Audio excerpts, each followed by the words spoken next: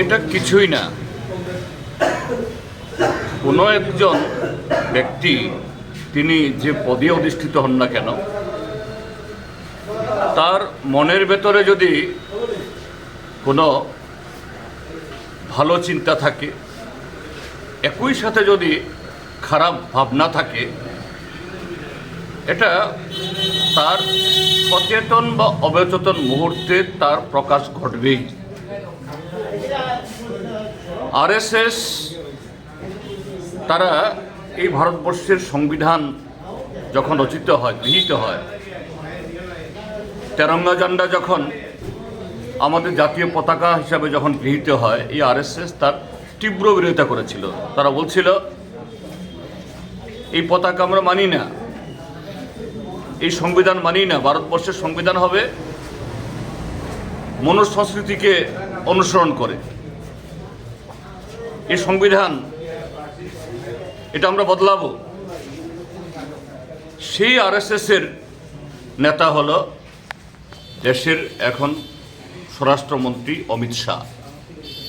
স্বাভাবিক যে ভোটের বাজারে ভোট ধরার জন্য ওই লোক দেখানো, ডক্টর আম্বেদকারের মূর্তির প্রতি এই মালা দেওয়া, আম্বেদকার স্তুতি কিছু করা, এগুলি সব কৃত্রিম। কিন্তু তাদের মনের ভেতরে যেটা হলো, এই সংবিধানকে তারা ভাঙবে, আর সংবিধান প্রণেতা এই ডক্টর বি আর আম্বেদকার আস্থা করে ছড়ে দেবে। এটাই সেদিন সংসদের ভেতরে, আর কোথাও না, সংসদের ভেতরে এত ভেঙ্গা করে যে আম্বেদকার আম্বেদকার আম্বেদকার আম্বেদকার, এটা ফ্যাশন হয়ে গেছে। এবং এতবার যদি আম্বেদকারের নাম নিত কেউ, নাকি 7 জনমের স্বর্গলাভ হয়ে যেত। কি প্রমাণ করে?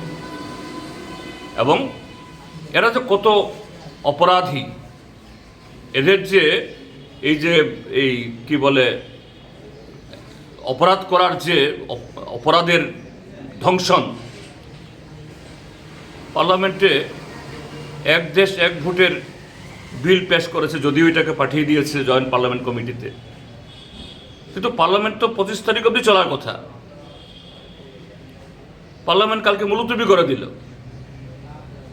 অর্থাৎ এরা সুস্থ আলোচনা, গঠনমূলক আলোচনা, যুক্তিমূলক আলোচনা আরএসএস ভয় পায়। এই ত্রিপুরাজ্যের মধ্যে আমরা দেখি, কিছু হলেই ভেঙে দাও, গড়িয়ে দাও, জ্বালিয়ে দাও,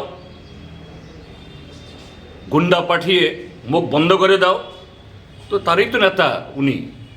কাজেই নতুন করে কি বলবো, এটা যে হঠাৎ করে মুখ ফসকে বলে ফেলেছেন slip of tongue. No, it is not the slip of tongue, that is the real face of the RSS BJP and it's product Amit Shah. এটুকুই বলবো আমি।